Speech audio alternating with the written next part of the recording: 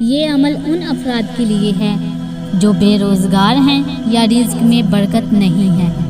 امام جعفر صادق علیہ السلام نے فرمایا،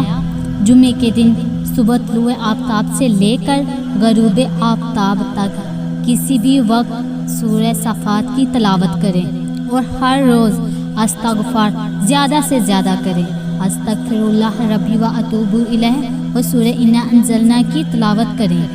جتنا ممکن ہو، اور جب فارغ ہوں، اور رزق میں اضافے کے اور برکت کے لیے سب سے ضروری چیز یہ ہے کہ صبح نماز فجر کے بعد طلوع شمس تک سونا نہیں چاہیے، کیونکہ آج کل لوگ رات 1 یا 2 بجے تک جاگتے ہیں اور صبح اپنی مرضی سے اٹھتے ہیں۔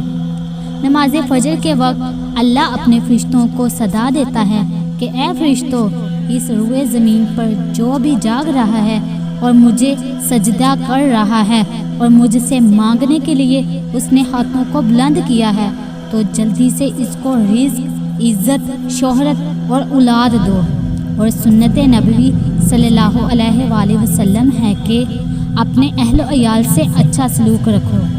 اس سے بھی رزق میں اضافہ ہوتا ہے۔ اگر کسی شخص کا اپنے اہل و عیال سے سلوک اچھا نہیں ہے تو اس کے رزق میں تنگی ہوگی اور برکت نہیں رہے گی۔ اور اپنی عادات کو اچھا بنا لیں اور کردار کو بھی اچھا بنا لیں، اور ہر وقت پاک رہیں، اور درود شریف چلتے پھرتے، اٹھتے بیٹھتے، کام کرتے وقت پڑھتے رہنا چاہیے۔ امام محمد باقر علیہ السلام نے فرمایا، سجدے کی حالت میں یہ دعا کریں،